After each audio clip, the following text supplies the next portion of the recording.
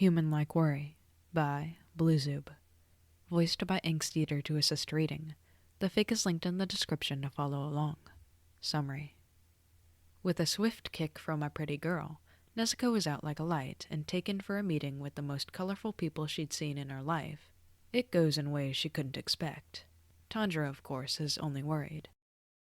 How meeting the Hashira went with roleswap Kamado Siblings. Tanjiro, run away! Nezuko screams, falling down when the little girl behind her tackles her to the ground. She can only watch her brother as an entire leg descends upon her head and knocks her out instantly. The girl, KNY, looks up with somewhat empty eyes. The demon she's supposed to catch is running away, dragging its clothes on the bloody ground. She gets up, leaving the girl it was protected by there. The Kakushi will bring her to master. First needing to catch up, it's fast, avoiding her simple slashes quite easily without looking back. She isn't trying too hard, the demon is just a lowly one. There's no need to. But even after running in a circle 5 times, the demon avoids her, just running. She can't help but think it's weird. Don't think, it's just a random demon. Kill it. Order! Order! A crow screeches, flying above them. Just then the demon goes back to the short-haired girl's side, sitting next to her. KNY also slows down, not really comprehending a demon sitting serenely next to a human, almost protecting it. Bring Kamado Nezuko and Demon Kamado Tanjiro back alive. Bring them to the headquarters. Her eyes meet the demon's. It looks somewhat oblivious, like the age its body is corresponds with its mental age. It acted differently before, when it was older looking. It nods, as if to inform her that it's the one the crows are telling everyone to capture safely. Her head hurts a bit. It's all too new. Nezuko, the girl in a pink haori and short hair. The description matches perfectly with the girl that's lying passed out on the ground, because of KNY's doing. Her hair is being caressed by the demon, carefully avoiding tearing her hair with its nails. Tanjiro, a demon in a checkered haori, and a gag. They share eye contact. As soon as the announcement ends, said demon gets up and slowly crawls into a discarded box. It closes the door and the area turns quiet, leaving KNY in silence. Nezuko wakes up to multiple voices surrounding her, head ringing because of them, even if they're calm. They're way too loud for her, and the ground definitely isn't the infirmary bed she should definitely be resting on. Oh my gosh, shut up. It immediately gets quiet. Then sudden silence makes her look up, and she blanches. Powerful aura surrounded the people around her, one of them being Gyu's calming one. She relaxes a bit against the stupid restraints on her hands because of him. He isn't looking at her, though, awkward and slightly shocked, even though it isn't visible through his expression. So there might be a problem with what she just said, a big one. Mouthy one, eh? You're quite arrogant. A deeper voice speaks up, with gems clacking against one another. Nezuko tries to move her head, which proves difficult because of her injuries, but she manages. The people standing in front of her are all intimidating and strong, standing there menacingly. No one seems to care about her, or why she's laying on the ground. So it's on purpose that she's like this? You're not very flamboyant, child, at all. Despite traveling with a demon, you're weak. The man speaking strikes a pose, the sunlight hitting the gems on his headset grazing Nezuko's eyes, and making her squint and frown. Perhaps a little flashy beheading could do the trick. She can't believe he just said that. Are these people insane? Who even are they to determine a human life's worth without even hearing her out? Her frown deepens in disgust. And who do you think you are? She gets her head pushed into the ground. She can't see this person, but they're quivering against her like a leaf, definitely scared of these insane, colorful bastards. Shut it, they hiss, the fabric of their Kakashi uniform hiding their tremors. You're in front of the Hashira. Apparently her confused expression makes one of the so-called Hashira remember that she has no clue what she's here for, other than to get shit on by these muscleheads. It seems like you're quite confused. The small woman laughs as she says this, though Nezuko isn't fooled. She can practically feel the anger radiating from her, despite the warm facade not being a complete lie. You're at the core headquarters. A little birdie told us you were traveling with a demon. You do know that's prohibited, right? The anger dripping from those words feels as poisonous as the female hashra seems to be. The woman taps Tanjiro's box that's placed on the wood a bit further away and in the shade of the house, as if playing around with the demon, beckoning it to come out, only to put it in a permanent sleep immediately. Nezuko is thankful her brother doesn't scratch back like he usually would. One wrong step here and they're both dead. She thinks of what her brother would do, her family, protecting each other, of course, in any circumstance, and no matter how terrifying it is. Though right now it might be better to wait first. The purple butterfly skips away a bit, sadly having gotten no reaction from Nezuko, nor the demon. Still, she stays close by, keeping an eye on the girl's health status. Despite her violating multiple rules, Nezuko is in the core, for now, and injured. As the doctor, Shinobu will be on standby. When she gets an explanation, Nezuko can't help but gawk at these people. If they're so willing to kill a human over simply traveling with a demon, one helping with defeating Lower Moon 5 no less, without even hearing her out first, then what is she doing here? Should she have stayed with Tameo and tried researching wisteria poison and cures for Tanjiro herself? Her thoughts get interrupted when the fiery man with crossed arms speaks up. He's smiling and exuding a warm sort of aura, even if what he's saying is somewhat disturbing. There is no need to explain. A clear violation of the rules is exactly that. For that, we can serve justice as we see fit. Some of the stares leave Nezuko, and instead cautiously turn to Gyu, who is sitting a bit away and alone. You gloomy bastard didn't explain yourself either, a rugged voice exclaims, uniform fluttering because of it being unbuttoned and showing off the man's scars. Now, he did come willingly. The medic woman speaks up again, this time with an even meaner tone, a tisk coming from somewhere in the trees at her statement. When Gyu doesn't reply to either of them, veins on her forehead appear. Still haven't gotten over that habit of yours? This is why no one likes you. Completely unrelated, a sweet voice speaks up.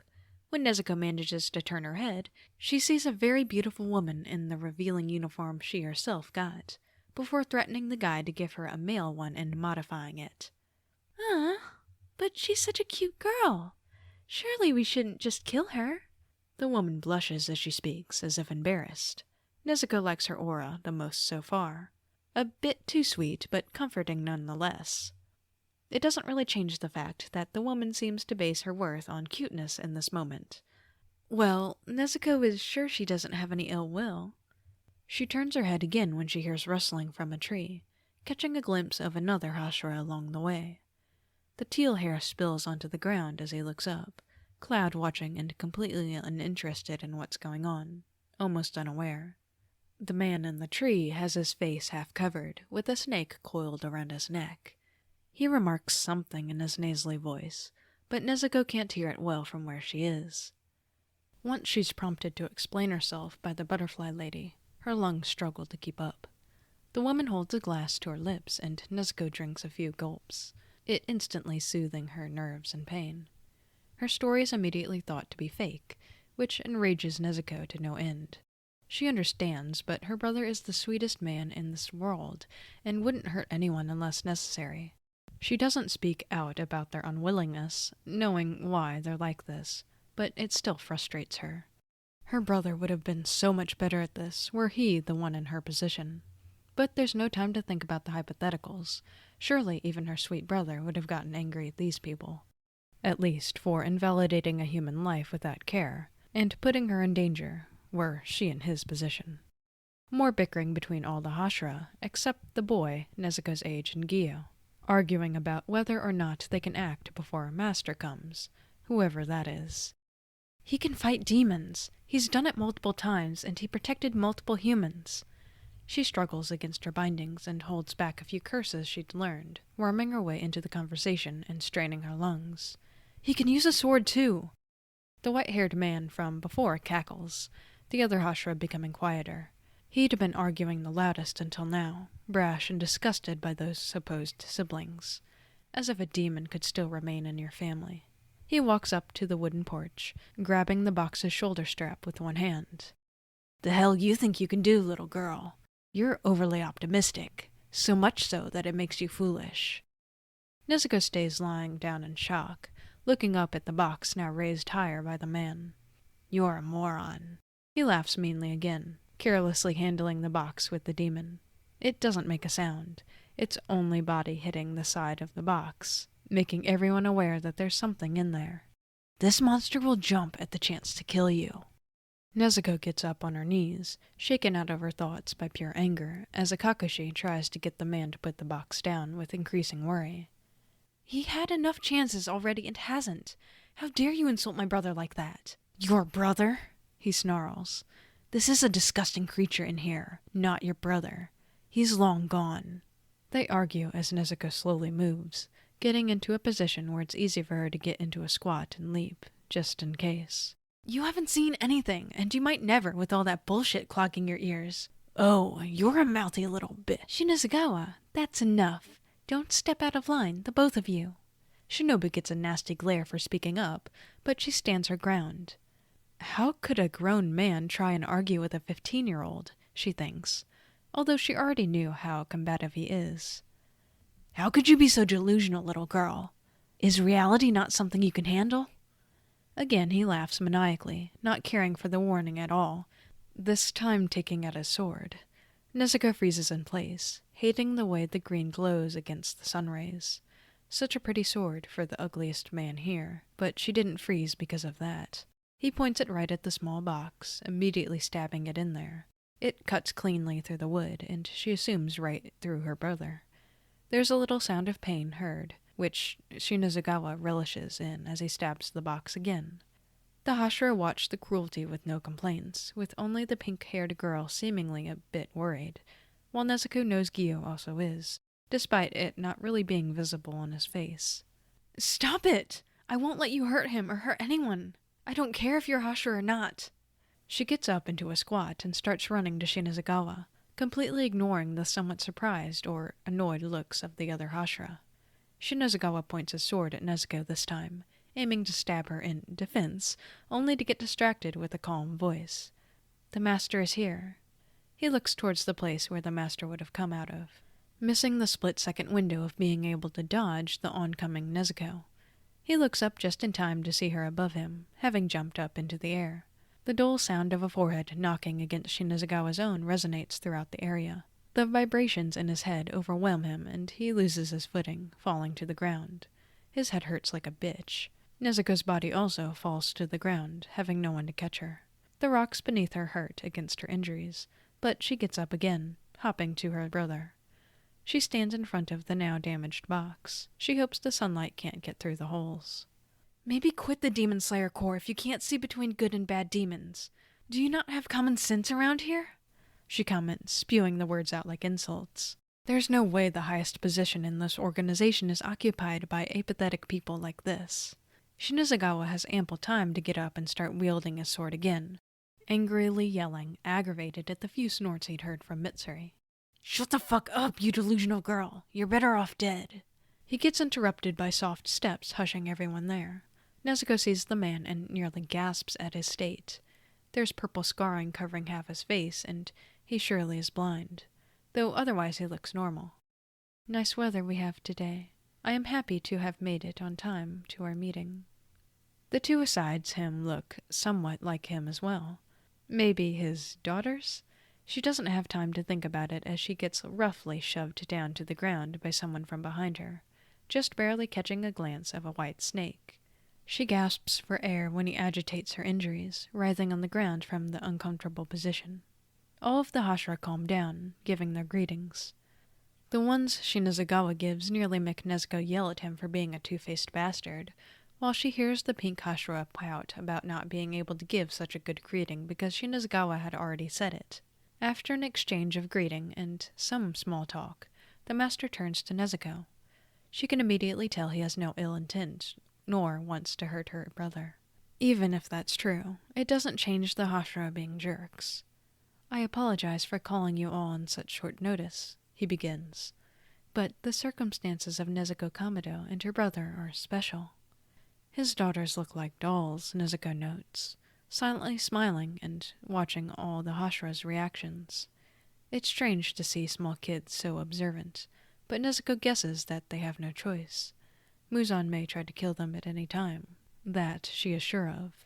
Some of the hashra frowned at the statement. Despite knowing your reservations, I ask of you to accept these two. Nezuko can see the way he calmly states what he wants to say. It's a bit awe-inspiring. Even though they don't yell, Nezuko can hear the refusal of everyone loud and clear. I cannot agree, states the largest man there. The scar across his forehead can only be seen by Nezuko because of the way she's lying on the ground. Red beads make subtle noise as his hands move against one another in a praying manner. I cannot agree. I will pray for their safety on their journey to the afterlife. Nezuko would beat this man up were it not for the genuinely kind aura radiating from him. Even though, stop saying such disturbing shit, you old man. Nezuko fumes inside her mind, promising herself to show this guy what she could do later. Agreed. Someone as flashy as myself could never be caught dead with a demon buddy, said the next biggest man, calling himself flashy for like the third time, agrees. Nezuko's energy feels sapped, but she stays strong. There's no route to leave nor flee, so she has to just tough it out. All right, there's no way we could kill such a cute girl, and if Master wants the demon to live for now, then that's fine too. The sweetest-sounding woman smiles happily, concurring with the Master immediately. Honestly, Nezuko is surprised that even just one of them agreed. Teal eyes lightly gaze over the scene, before muttering about forgetting everything anyway. True enough, the next second he is cloud-gazing again, having forgotten why he'd been staring at a box of all things. Nezuko is a bit worried when Tomioka stays silent, but that's an agreement from him anyway. The same happens with the medic woman, who seems conflicted. Nezuko doesn't blame her, not too much at least. The fiery-haired man yells out a resounding no, still smiling and crossing his hands in front of his chest, while the quiet, heterochromic-eyed one also disagrees firmly. Both are definitely not kidding about all of their statements from earlier. Nezuko rolls her eyes the second she hears the scarred man growl in refusal, and again request for a punishment of the worst kind. Seriously, how much hatred can be stored in a human body? She scoots over to Tanjiro's box, just a bit closer. She can really use the comfort. What brings her more comfort, however, is the familiar letter she spots in one of the Master's kids' hands. The familiar seal making her heart beat with happiness. It quickly changes to worry the second she hears what it's about. Reading the letter, the child doesn't waver at all despite the chilling contents. All the hashra listen to the former water hashra's letter in silence, and some gasp when it talks about committing seppuku, were Tanjiro to devour someone. Some gazes even turn to Tomioka, who was involved in that promise. Most scorn and some pity, as if Tomioka is stupid for making it. Again, Nezuko can't help but want to kick these guys in the balls. Her father always said she was good at it, after every meeting with the nearby villagers' parents, so she'll put it to use. The dismissal of the promise is almost immediate by at least two of the hashra. She hates it. The Master smiles once more, accepting the opinions of the disagreeing hashra with ease. He counters almost immediately, though, having expected it. It is true that it isn't guaranteed that he won't eat a human. He smiles. But it also isn't guaranteed that he will. The words seem to take a minute to process for the hashra. He hasn't eaten anyone for 2 years, after all. Two of the most adamant ones, Wind and Fire, slow down as the words sink in. And 3 people are offering to die just for the demon's case. 2 hashra, even if one of them is retired, agreed to make this promise. The silence envelops the area as everyone in disagreement grows hesitant. Their belief that this demon will eat someone isn't an unfounded one. But because it is specifically this demon, it can now be untrue. It goes against everything they've known, and they won't change their minds overnight. Nezuko knows all of them have been deeply hurt by what demons have done, and she understands. She wholeheartedly understands. But just because there is an exception doesn't mean the rule crumbles. In fact, it just reinforces it. She just wants her brother back.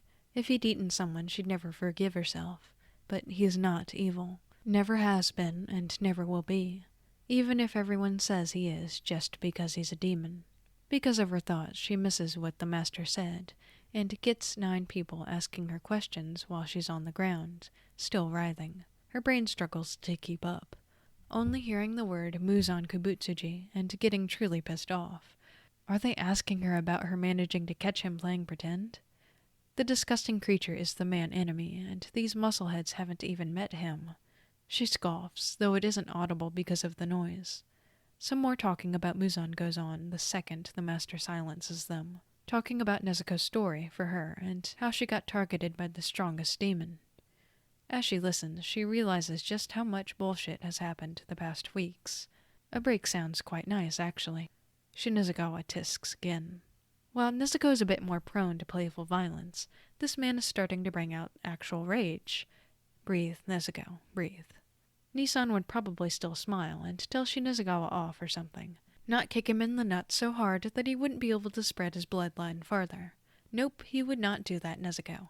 He actually talks of a valid point. If Tanjiro were actually a threat, Nezuko hates the rigid thinking. Even if she understands why he's like this, it doesn't excuse his violent actions, though.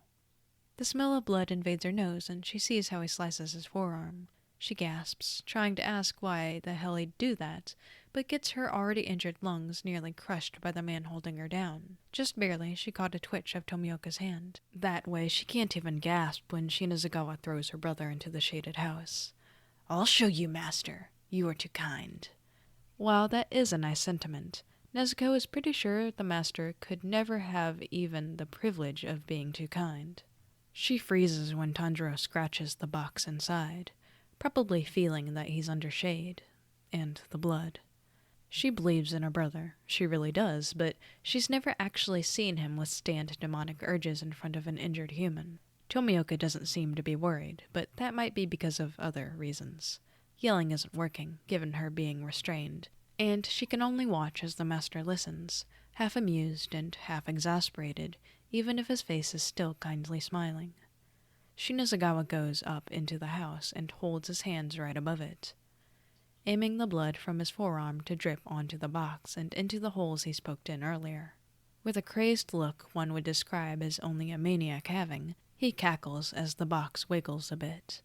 Tanjiro is definitely moving inside, and Nezuko is pretty sure it's because he can smell a freshly injured human, not Nezuko. Were it Nezuko, he'd be jumping out about almost immediately. The hashra mutter in hushed tones, but again quiet down when Tanjiro starts standing up from the box. His ordinary appearance is what stuns them the most. He has no horns and only a marking on his forehead, with his nails being shrunken in as well. Red eyes, a blank slate. Not bloodthirsty or angry at all, with no slit pupils either. The bamboo blocks his mouth, acting as a half-assed safety mechanism.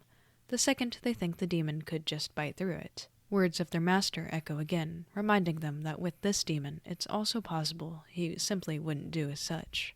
They watch as the demon changes size, filling out his clothes and becoming similar looking to a boy 17 years of age. The flaming red hair cascades down his neck and shoulders, messy and unkempt. He did just wake up from a nap, it seems. The wounds Shinazugawa made are already healed, and Nezuko is relieved at that, despite not liking the inherent inhumanity of it. She's just glad Tanjiro is okay. The bloodstains left behind will be hard to clean, though. Maybe Shinazugawa will be so kind to wash and repair it. Tanjiro nearly reacted to the mischievous and evil scent coming off of Nezuko here. "He looks very human-like," Mitsuri comments, squealing a bit about how cute Tanjiro is, though her only reply is Tomioka's hum, who she barely hears despite being next to him. The rest of the hashra simply keep observing, the new situation too different from what they're used to. Too human for a monster. The bandages move along with the mouth that said these words. Once Tanjiro is fully standing, he looks into Shinazugawa's eyes for a brief moment, startling the man, and then at the wound. His mouth is watery, saliva dripping a bit from the sides of his mouth. The Wind Hashra can only grin as he sees this, sticking his arm out closer to the demon. The next moment, however, a very human emotion pops on the demon's face. Instead of the somewhat calm face from before, his eyebrows are now knit together to form worry, with his hands coming up to Shinazugawa's arm. "Tanjiro!" Nezuko yells with everything she has, tugging at the bindings tying her hands. She hears them tear, then break the second the weight keeping her down is lifted.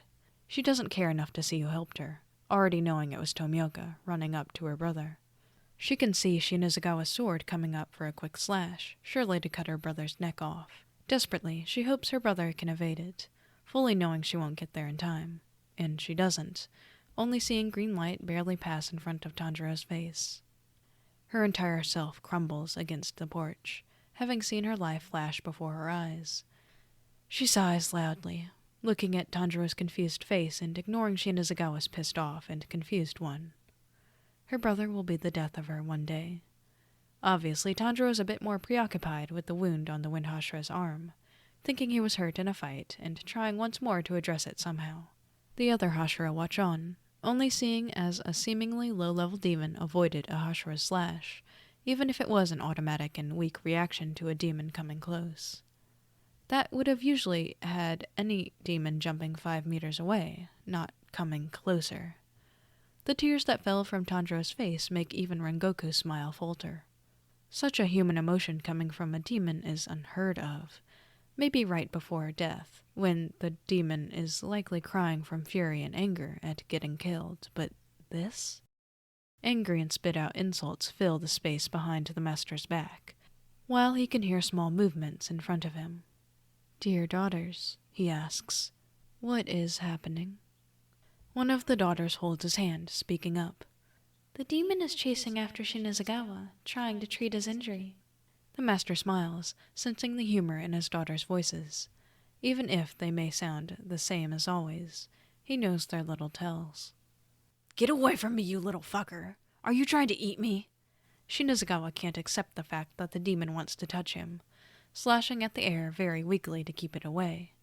He doesn't go against the master's orders, so this is the only solution of not beheading the thing right then and there, the same thing happening with his automatic reaction earlier, making it so he only cut off the demon's arms.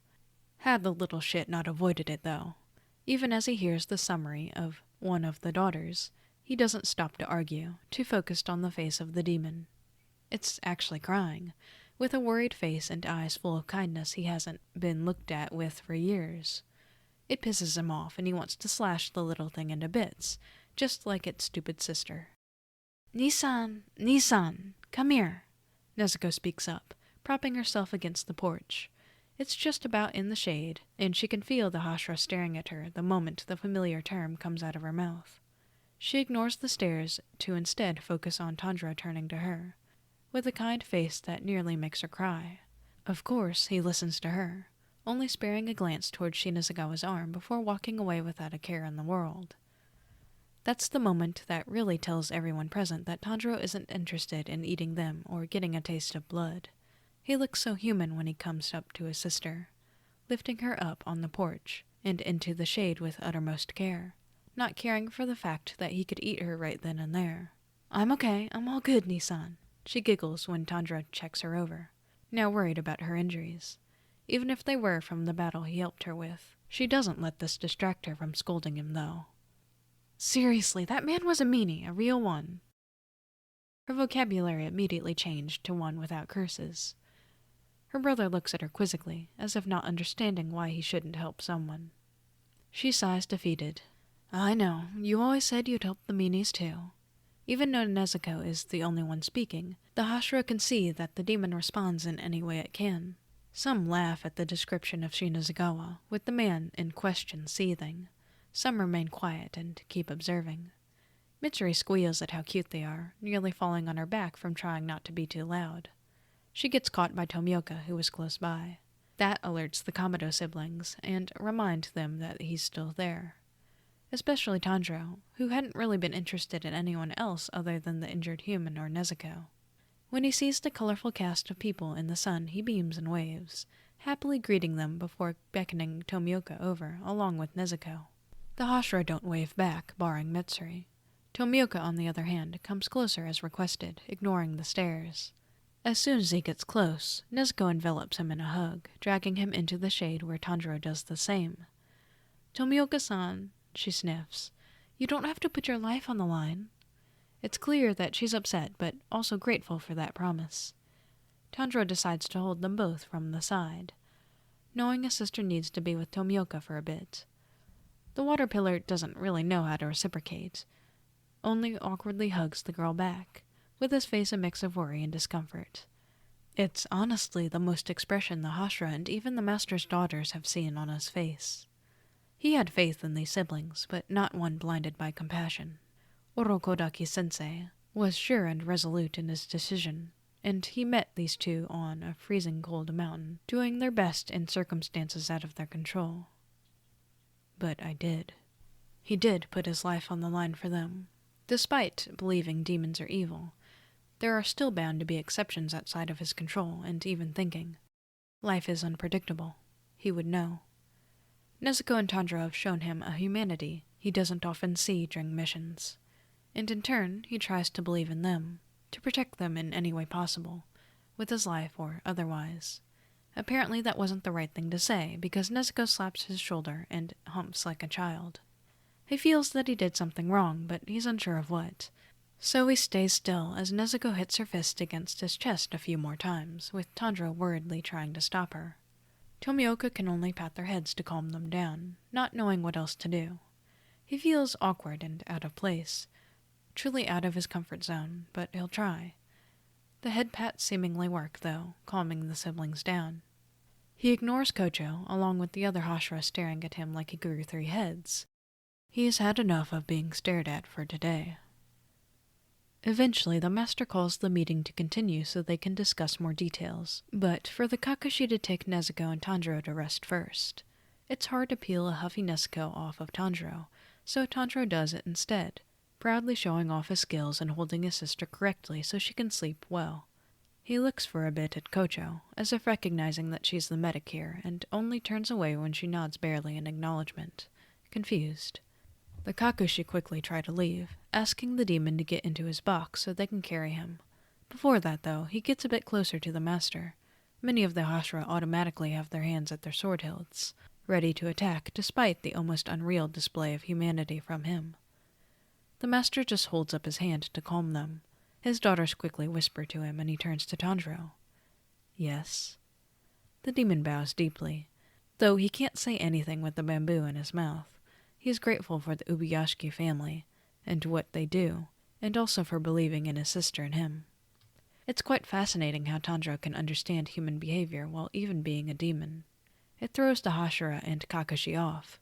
They're too stunned to stop him when Tanjiro comes closer to one of the daughters, and lays a hand over a bandage, pointing to Shinazugawa. The one he came close to, Kuina, smiles. Obviously, this demon is smart and social, but probably hadn't understood nor heard everything, only realizing that her father is in charge, and the safest choice here.